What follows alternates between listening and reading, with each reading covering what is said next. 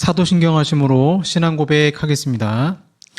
전능하사 천지를 만드신 하나님 아버지를 내가 믿사오며 그 외아들 우리 주 예수 그리스도를 믿사오니 이는 성령으로 잉태하사 동정녀 마리아에게 나시고 본디오 빌라도에게 고난을 받으사 십자가에 못 박혀 죽으시고 장사한 지 사흘 만에 죽은 자 가운데서 다시 살아나시며 하늘에 오르사 전능하신 하나님 우편에 앉아 계시다가 저리로서 산자와 죽은 자를 심판하러 오시리라. 성령을 믿사오며 거룩한 공예와 성도가 서로 교통하는 것과 죄를 사하여 주시는 것과 몸이 다시 사는 것과 영원히 사는 것을 믿사옵나이다. 아멘. 네, 찬송가 104장 곧 오소서 임마누엘 찬송합니다. 104장입니다.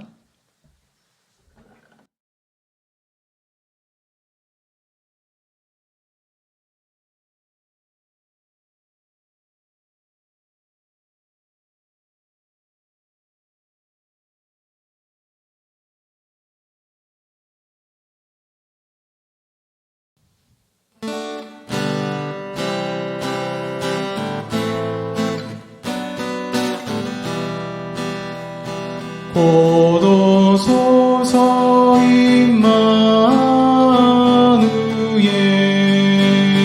오 구하소서 이스라엘 그 보로 생활 고달파 메시아 기다리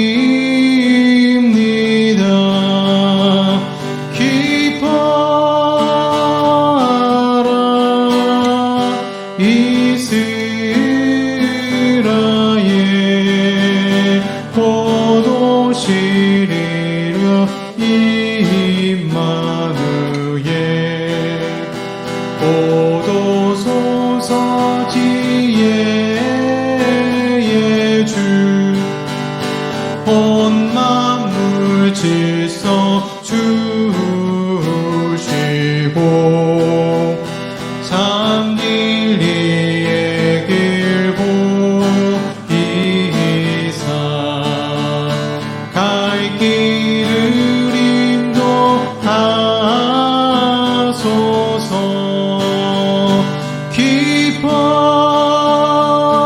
기뻐하라 이스라엘 곧 오시리오 임마누엘 곧 오소서 소망의 주 만 백성 한 맘 이루어 시기와 분쟁 없애고 참 평화 채워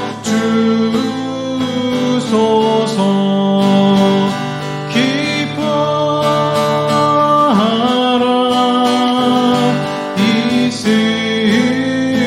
이스라엘 곧 오시리 오 임마누엘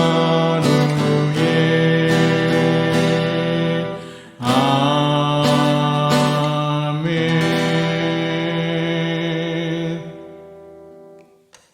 아멘. 기도하겠습니다.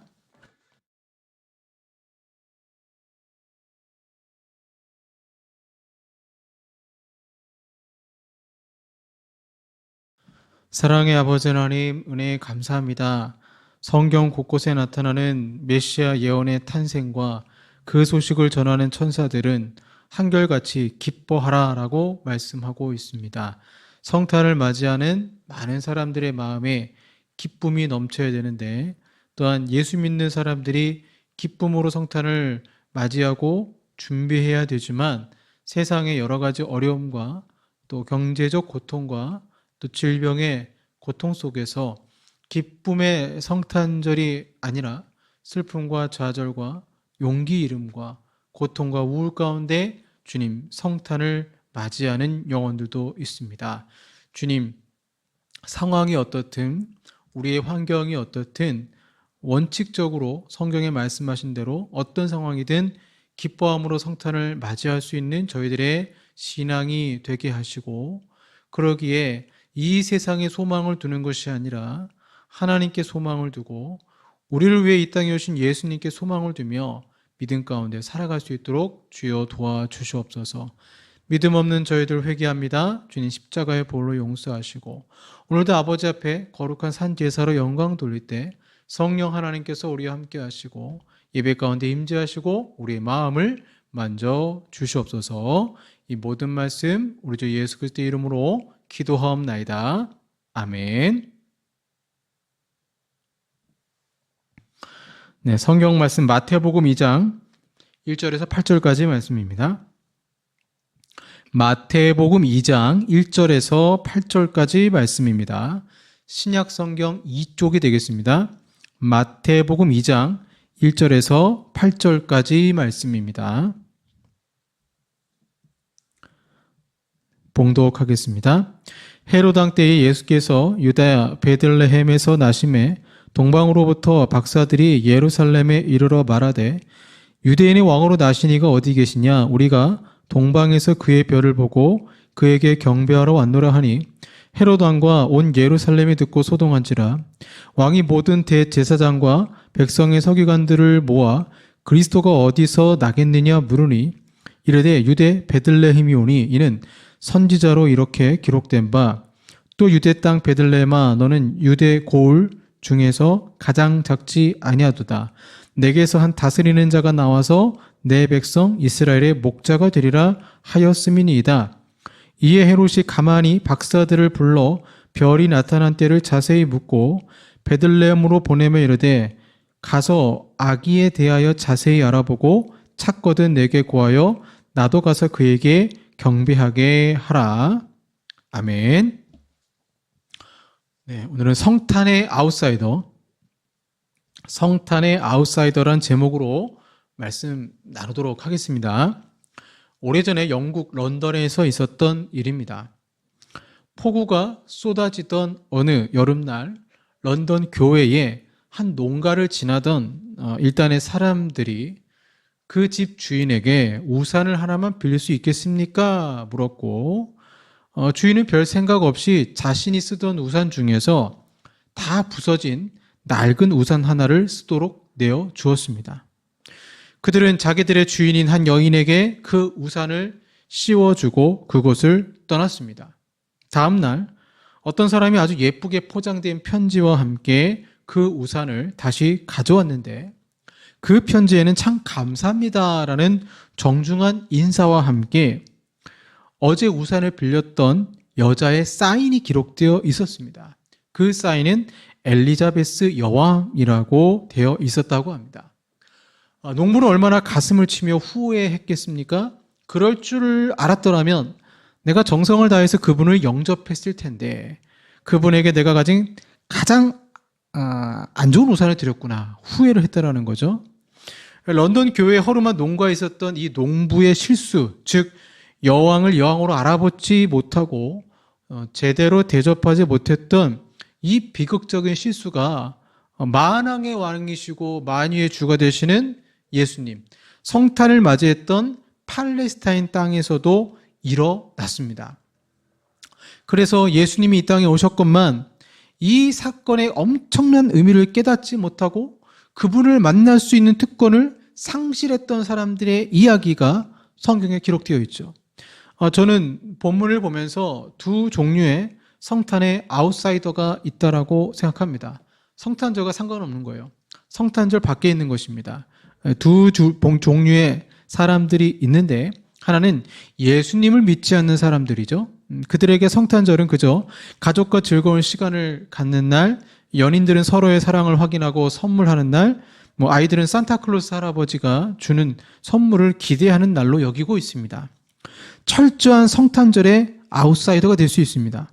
그리고 더 안타까운 성탄절의 아웃사이더는 교회도 다녀보고 어느 정도 신앙생활을 한 사람들인데 형식적으로는 예수님 믿는다고 하지만 성탄절에 휴가 계획을 잡고 골프를 치고 스키를 타며 이렇게 노는 자칭 그리스도인이라고 하는 사람들, 이들은 성탄절의 의미를 알면서도 스스로 성탄절의 아웃사이더가 된 것입니다.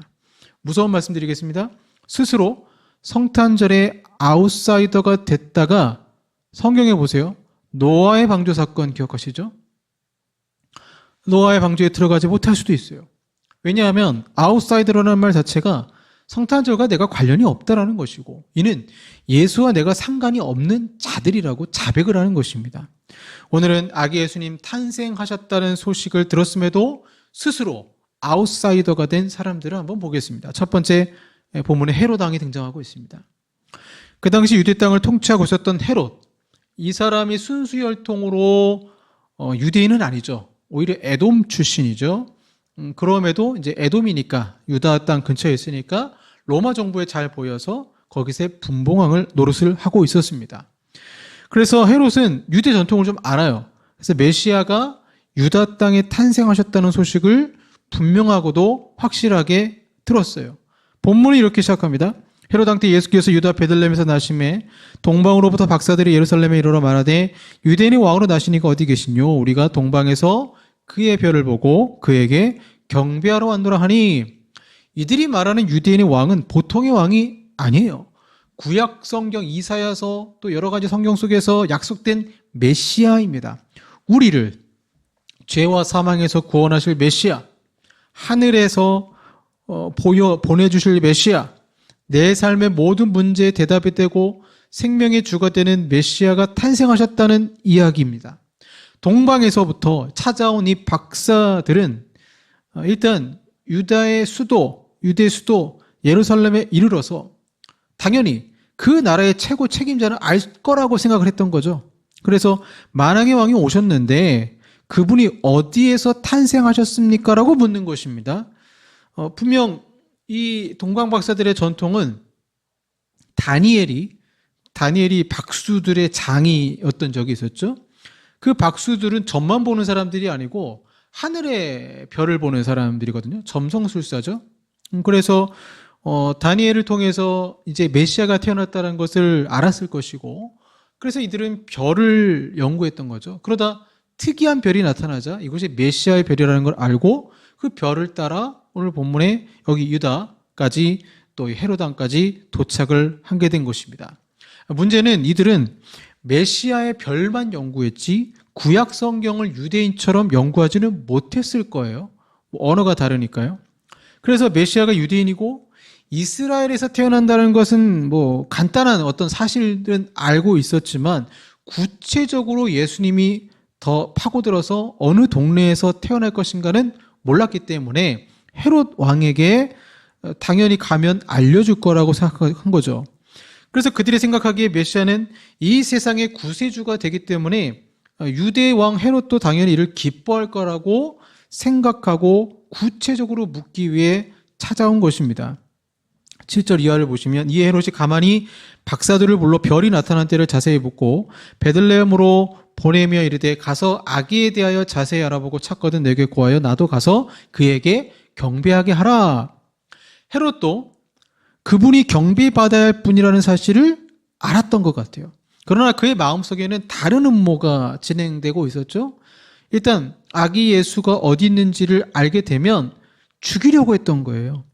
왜냐하면 자기의 왕권을 빼앗길 수 없기 때문에 자기의 후손들이 계속 왕이 돼야 되는데 유대인의 왕이 났다 그러면 라이벌로 생각을 했겠죠. 불쾌하게 생각했을 것입니다. 우리는 헤롯이 나중에 어떻게 했는지를 잘 알죠. 16절을 보시면 이에 헤롯이 박사들에게 속은 줄을 알고 심히 노하여 사람을 보내어 베들레헴과 그 모든 지경 안에 있는 산의 아이를 박사들에게 자세히 알아본 그때를 표준하여 2살부터 그 아래로 다 죽이니. 살육의 칼을 가지고 크리스마스를 맞이하려고 했던 이 헤롯의 오류는 과거의 이야기만이 아닙니다. 오늘도 많은 사람들이 교회에 출석하기를 거절하고 있는 이유가 무엇일까요? 그것은 이미 많은 교회에 많은 사람들이 다니지만 그들이 예수님을 자기의 참 구세주와 주님으로 영접하지도 않고 하나님을 경배하지도 않고 섬기지 않는 이유가 무엇이 있겠습니까? 그것은 헤롯이 그 아기가 메시아인 것과 그분에게 경배해야 된다는 것을 알았으면서도 불쾌하게 생각하며 음모를 꾸몄던 것과 같은 이유예요. 이동원 목사님도 이 부분에서 예수님 때문에 자기가 손해를 본다고 생각한다라고 설명하고 있어요. 그러니까 헤롯은 예수님 때문에 본인의 왕권이 위협을 받는다라고 생각을 해요. 많은 사람들이 교회 출석을 거절하는 이유 중에 하나는 교회에 나가는 것이 일단 나의 시간을 낭비하는 거라고 생각을 합니다. 헤롯은 현재 자신의 권력에 충분히 만족하고 있어요. 그에겐 구세주가 필요하지 않습니다. 많은 이들이 주의를 지키지 않습니다. 이유는 현재 내 삶에 만족하기 때문입니다. 예수님을 영접하지 않으면 삶은 변하지 않아요. 변화를 거부한 자들이 두 가지 형태는 교회 올 때 몸만 오고 마음은 하나님께 드리지 않는 것이고, 이것이 심해지면 주일날 성탄절날도 교회 나오지 않습니다. 성탄의 아웃사이더들은 헌금도 재산의 낭비라고 생각을 갖고 있을 거예요. 또 아내가 예수님을 잘 믿으면 아내를 예수에게 뺏겼다고 생각하는 남편도 적지 않게 있습니다. 그런 남편은 예수님을 자기의 경쟁자로 생각해서 아내가 예수를 열심히 믿지 못하도록 눈에 불을 켜고 방해를 하기도 합니다. 이런 사람들의 마음속에는 헤롯과 동일한 종류의 의식이 흐르고 있는 것입니다. 헤롯의 이기심. 이것과 똑같은 마음 때문에 오늘도 그리스도를 만나지 못하고 교회의 문턱만 드나드는 허수아비 교인들이 얼마나 많습니까? 우리는 예수님을 찾아왔던 어떤 부자 청년의 이야기를 잘 압니다. 그는 영생에 대해서 굶주림이 있었어요. 구원을 받는다는 것이 무엇일까? 나 십계명도 잘 지키는데 하나님을 믿는다는 것이 무엇일까? 그래서 예수님을 찾아와서 질문합니다. 마태복음 19장 16절에 선생님이여, 내가 무슨 선한 일을 하여야 영생을 얻으리까? 이 질문 자체가 옳으죠. 내가 무슨 선한 일을 해야, 구원이 누구한테 달린 거예요? 자기한테 달린 거예요. 예수께서 이런 질문에 대한 사람마다 조금 다르게 대답을 하십니다. 예수께서는 이 청년으로 하여금 예수님 믿지 못하게 하고 하나님을 섬기지 못하게 하는 가장 커다란 방해물이 재물에 대한 욕심이라는 것을 정확하게 아셨고, 그래서 이 재물의 욕심을 극복하지 못한 청년에게 가서 내 소유를 팔아 가난한 자들을 주라, 그리고 와서 나를 쫓으라 하니까 근심하며 떠났더라, 성경은 말하고 있습니다. 물론 하나님 재물의 복을 주세요. 그리고 그 재물의 복을 주셔서 하나님의 나라 일을 섬기게 하시는 효과적 수단으로 활용하시기도 합니다. 재물 자체가 문제가 아니라 내가 무엇을 하여야, 자기 자신을 믿은 거죠. 하나님을 믿은 게 아니죠. 이 청년은 재물에 대한 욕심을 극복할 자신이 없었고 등을 돌립니다. 그래서 헤롯 왕도 마찬가지예요. 헤롯 왕도 어떻게 보면 기회입니다. 예수님을 경배하고 그가 한 삶을 회개하고 구원받을 수 있는 기회예요. 하지만 오히려 성탄절에 핍박자가 됐습니다. 인간이 가지고 있는 권력욕, 정욕, 물욕, 이러한 것들로 인해 스스로 성탄의 아웃사이더가 되기도 합니다.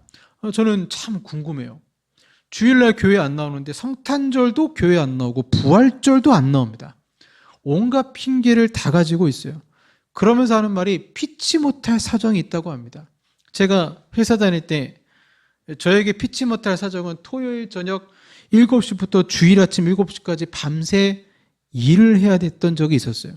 3교대 근무를 해서 야간 타임에 걸리면 12시간을 일했습니다. 그렇게 잠도 못 자고 바로 씻고 김포에서 중계동까지 4호선 전철을 타고 그 긴 시간을 달렸습니다. 11시 예배 찬양대로 섬기다 보니까 아침부터 달린 거죠. 그렇게 꾸벅꾸벅 졸면서 10시에 교회에 도착하고 찬양대 연습을 하고 예배를 드렸습니다. 그렇게 교회 모든 예배 마치면 집에 가서 잠시 쉬었다가 월요일 근무를 위해서 또 전철을 타고 김포 제일제당 기숙사에 가야만 했습니다. 회사에서 일하면서 새벽 기도하는 거 쉽지 않았지만 회사 앞에 있는 교회에 새벽 기도를 참석했어요. 이유는 단 하나예요. 그 갈급했던 시절에 하나님 만나기 위해서입니다. 밤새 일한 것이 핑계가 되는 사람이 있고 밤새 일했음에도 예배를 드리는 사람이 있습니다. 주일 예배도 안 나오고 성탄절도 안 나오고 부활절도 안 나와요. 그런데 본인은 믿음이 있다고 하지만 저는 그런 분들을 보면서 제가 어떻게 사람 마음을 다 알겠습니까? 하나님만이 아시겠지만 조금 이해가 안 가요. 그러한 부분에 있어서 자기 신앙에 철저한 자기 점검이 필요하다고 생각합니다. 이는 사랑한다고 말은 하면서 결혼은 못하겠다고 말하는 것과 똑같거든요. 피곤해서 교회는 못 와도 피곤해도 골프는 치고 세상 유흥은 즐겨요. 헤롯 왕처럼 자기 명예, 이기심, 욕심이 메시아를 거부하는 것입니다. 분명 제사장들과 서기관들로부터 어디에서 태어난다는 것을 알았다면 찾아가서 경배를 드려야 되는데 헤롯 왕은 죽이려고 했습니다. 이건 철저한 성탄의 아웃사이더들입니다. 아웃사이더들이에요. 두 번째, 서기관들을 보겠습니다. 서기관들은 당대의 대표적인 종교 지도자들이죠. 헤롯 왕은 동방 박사들의 이야기를 듣고 본인도 모르니까 서기관들과 그 다음에 대제사장에게 자문을 구합니다. 4절을 보시면 왕이 모든 대제사장과 백성의 서기관들을 모아 그리스도가 어디서 나겠느냐 물으니 가로되 유대 베들레헴이오니 이는 선지자로 이렇게 기록된 바. 자, 베들레헴이 떡집이라는 것이죠. 말씀의 집이라는 뜻입니다. 그래서 헤롯 대왕이시여 구약 성경의 미가서에 의할 것 같으면 메시아는 틀림없이 우리 유대 땅 저 베들레헴에서 탄생한다고 기록되어 있습니다. 이 서기관들과 대제사장들 성경을 얼마나 잘 아는 사람들입니까? 그들은 정확하게 예수님의 탄생의 장소를 사람들에게 알렸어요. 그런데 아기 예수의 탄생을 축하하러 온 사람들 중에는 본문을 보세요. 서기관 제사장이 없어요. 가장 성경을 많이 알고 있고 제사를 드리고 가장 종교인이라고 하는 사람들이 아기 예수께 경배하러 가지 않아요. 교회 몇 년 다니다 보면 소위 종교적 지식은 저절로 증가하기 마련입니다. 예수님이 구세주라는 것과 하나님이 살아계시다는 것, 그리고 성경에 대해서도 어느 정도 잘 알게 돼요. 안다고 구원받는 게 아니잖아요. 이 단계를 넘어서지 못하는 사람들이 얼마나 많이 있습니까? 저는 이러한 현상을 행함이 없는 죽은 믿음, 성경 그대로 행함이 없는 죽은 믿음이라는 거죠. 주께서 하신 말씀을 따라 내 삶을 바꿔보고자 하는, 그리고 그분 안에서 내 장래의 영광스러운 목표를 수정해 보고자 하는 의도가 전혀 없어요. 그리고 마음이 없는 머리의 종교의 비극입니다. 서기관들은 예수님의 탄생 장소를 알았습니다. 그러나 베들레헴까지 찾아갈 수 있는 발이 없었습니다. 아기 예수 앞에 내어놓을 수 있는 손이 없었습니다. 손도 없고 발도 없고 머리만 있는 단순한 지식, 이것이 서기관들의 비극이고 제사장들의 비극이었습니다. 인생에 어떤 문제가 있을 때 그래 기도해야지, 내일 모레 해결할 수 없으니 꼭 새벽에 기도해야지, 아니 금식하며 기도해야지 말은 하지만 손을 모으지는 않아요. 기도해야 된다는 필요성을 머리로는 너무나 잘 알고 있지만 잠에서 일어나지 못해요. 오늘도 똑같은 유형의 사람들이 얼마나 많이 있습니까? 야고보서 2장 19절에 이런 말씀이 있습니다. 네가 하나님은 한 분이신 줄을 믿느냐? 자라나도다 귀신들도 믿고 떠느니라. 하나님 한 분이라는 사실을 믿어요. 근데 귀신도 그걸 알아요. 그렇다고 귀신이 구원받은 존재는 아니잖아요. 하나님이 우리를 사랑하셔서 예수님을 보내셨다는 것과 예수께서 인류의 죄를 담당하기 위해서 십자가에 달려 돌아가셨다는 것을 귀신도 알아요. 그러나 이 귀신들이 하나님 앞에 항복은 안 해요. 신앙은 항복으로 시작되는 것입니다. 예배는 항복하는 거예요. 하나님이 나의 창조주이십니다. 하나님은 나에게 찬양과 영광과 존귀를 받으시기에 합당하신 분입니다. 주님, 나는 죄인입니다. 항복 선언하는 것이죠. 머리로만 아는 것과, 그래 성탄절 예수님 탄생하신 날 이걸 아는 것과 새벽에 눈 비비며 일어나면서 촛불 예배 드리고, 아니면 새벽에 새벽 기도하면서 하나님께 이 성탄절을 맞이하는 사람들의 마음가짐, 나는 뭐 지적으로 한다, 그건 상관이 없습니다. 그게 중요한 게 아니고 진짜 나의 발과 손이 아기 예수께 경배하러 가느냐는 다른 차원의 문제라는 것입니다. 스스로 지식은 있다고 하지만 성탄절에 아웃사이더가 된 거죠. 2차 세계대전이 한창인 1944년 6월 나치 독일에게 결정적 패배를 안겨다 준 한 사건이 있었습니다. 히틀러가 당시에 제일 신임하던 독일의 장군은 롬멜이라는 사람이었습니다. 이 장군은 독일이 구라파와 전 세계를 지배하기 위해서는 프랑스를 잘 지키는 것이 중요하다는 사실을 강조하고, 본인이 스스로 프랑스의 남부 해안을 지키고 그 지역을 요새화하는 데 일에 총력을 기울였습니다. 그런데 5월 말쯤에 며칠간 그곳의 날씨가 좋지 않았습니다. 바다에는 안개가 자욱해서 작전을 전개하기가 불가능하겠다. 그 말은 뭐예요? 외부 세력이 연합군이 쳐들어오진 않겠구나 생각을 했습니다.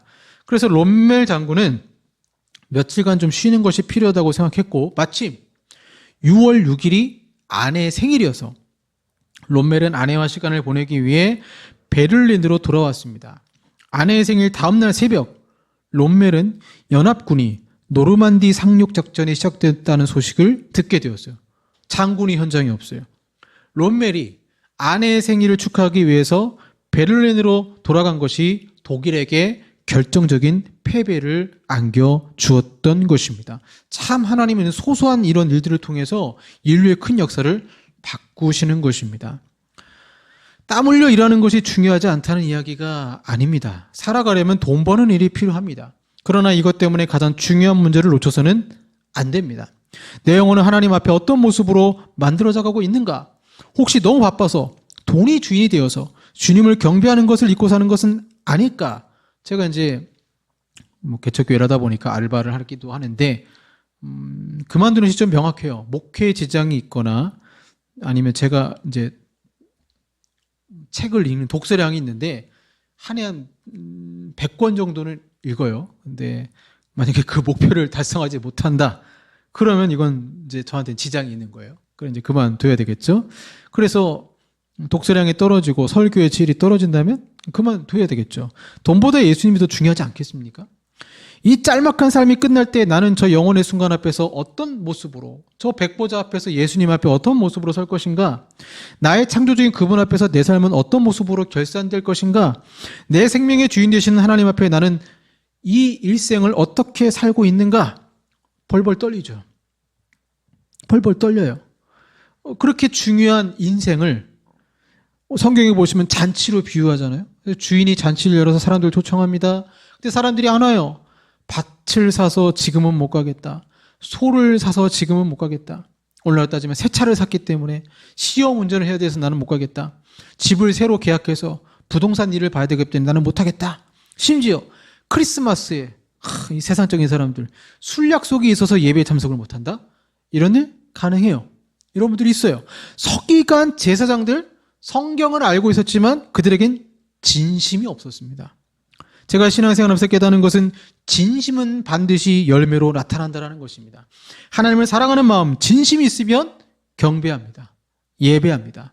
기도합니다. 주님을 찬송합니다. 하지만 진심이 아니면 잠깐의 열심만 있을 뿐 다시 세상으로 돌아갑니다. 마태복음 24장 37절 보시면 노아의 때와 같이 인자의 임함도 그러하리라. 홍수 전에 노아가 방주에 들어가던 날까지 사람들이 먹고 마시고 장가들고 시집가고 있으면서 홍수가 나서 저희를 다 멸하기까지 깨닫지 못하였으니 인자의 임함도 이와 같으리라. 깨닫지 못했더라는 거예요. 여러분 그럼 시집가고 장가들고 하지 말아야 됩니까? 그런 말이 아니라 예수님 결혼잔치에 가나오니 잔치에 가셔서 포도주 바꾸셨잖아요. 물을 포도주로 바꾸신 분 아닙니까? 그것이 문제가 아니라 그것보다 훨씬 더 중요한 인생의 깨달음이 있어야 되는데 즉 마지막 때가 있고 그때 우리가 준비해야 된다는 것이 있는데 이걸 깨닫지 못하니까 그냥 세속적으로 세상적으로 살아가고 심지어 나는 그리스도인입니다라고 말을 하면서도 성탄절마저도 참석을 못하는 참 안타까운 모습 보게 될 때 이 세상의 종말에 정말 세상 사람들이 자기를 사랑하고 모이기를 힘쓰지 않는다라고 하는데 그러한 현상들이 지금 이 대한민국에 펼쳐지고 있는 것은 아닌가라는 생각을 하게 되는 것이죠. 오늘 본문 말씀처럼 마땅히 경배해야 될 사람들이 경배를 하지 않고 있습니다. 성경을 알고 있다는 서기관과 대제사장들도 경배하지 않습니다. 다 이들은 이유가 있습니다. 이기심과 욕심 때문에 주님을 영접하지 못하고 있는 것입니다. 예수님 때문에 내가 무엇을 손해본다고 생각해서 그분 앞에 자신을 드리지 못하고 있다라는 거죠. 알 것은 다 알면서도 그 이상 행동하지 못하는 것이 성탄의 아웃사이더의 모습은 아니겠습니까? 요한복음 1장 11절에 자기 땅에 오매 자기 백성이 영접지 아니하였으나 예수님이 유대인들에게 오셨는데 영접하지 않았어요. 그래서 12절에 뭐라고 말씀하세요? 영접하는 자 곧 그 이름을 믿는 자들에게는 하나님의 자녀가 되는 권세를 주셨으니. 영접이란 건 이런 거죠. 손님이 오셨는데 예를 들어서 전화가 왔어요. 전화가 와서 막 바빠요. 그래서 내가 못 가겠어요. 그래서 어떻게 하느냐? 한 사람한테 얘기해서 잘 오셨다고 얘기해라. 본인이 영접을 안 해요. 건너뛰어서 그냥 안부 인사를 해요. 그건 영접이 아니에요. 영접은 직접 만나는 것입니다. 예수님을 받아들인다? 이건 본인이 직접 만나는 거예요. 성탄절 영접하지 않는 서기관 제사장들, 그들이 가지고 있는 지식 아무런 소용이 없습니다. 아기 예수께 경배하러 간 사람들은 목자와 동방 박사들이었습니다. 그들은 진심이었습니다.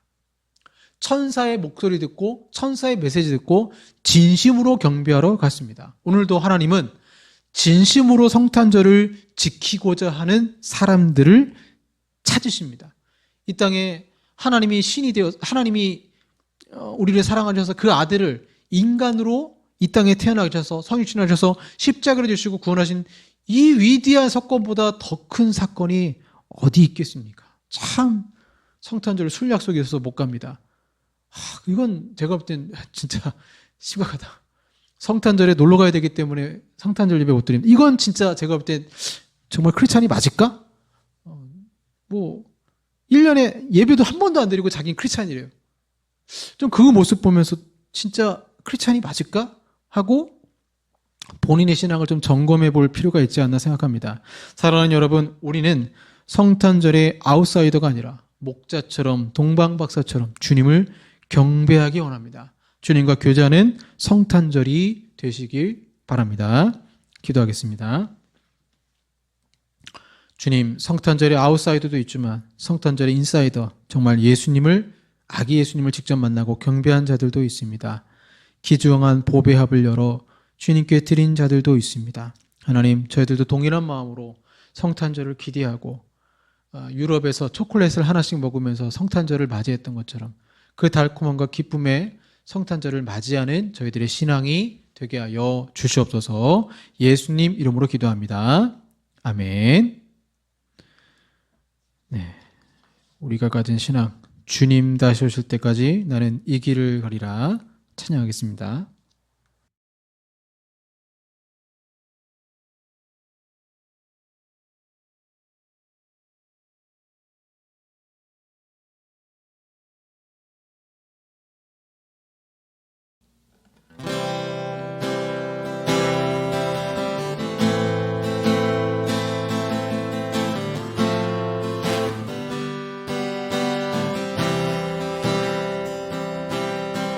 주님 다시 오실 때까지 나는 이 길을 가리라.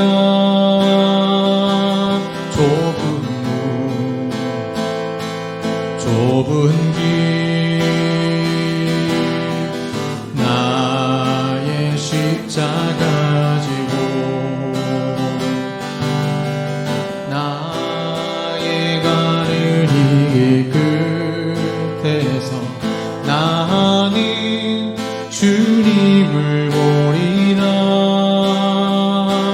영광의 내 주님 나를 맞아주시리. 주님 다시 오실 때까지 나는 일어나 달려가리라. 주의 영광 온 땅 덮을 때 나는 일어나 노래하리. 내 사모하는 주님, 오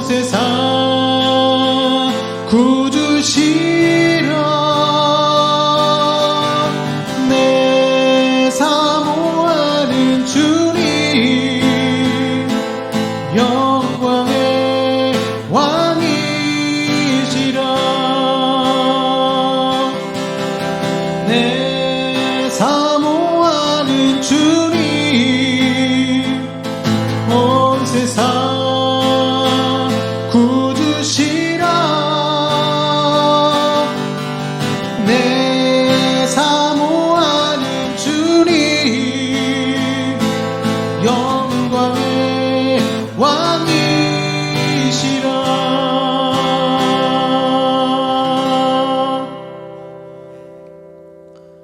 아멘. 기도하겠습니다.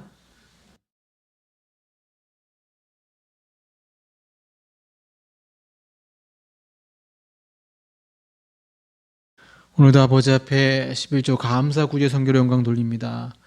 동방박사들이 귀중한 보배 합을 열어 주님께 예물을 드린 것처럼 아버지를 기뻐함으로 예수 그리스도의 그 사랑과 은혜에 감사함으로 예물을 드립니다. 주님 기쁘게 받아주시고 우리의 삶에 주님과 동행하고 더 주님을 경험할 수 있는 한 주가 되게 하시고 특별히 성탄절을 맞이하면서 그 기다리는 마음으로 기쁨으로 감당할 수 있도록 주여 도와 주시옵소서. 예수님 이름으로 기도합니다. 아멘.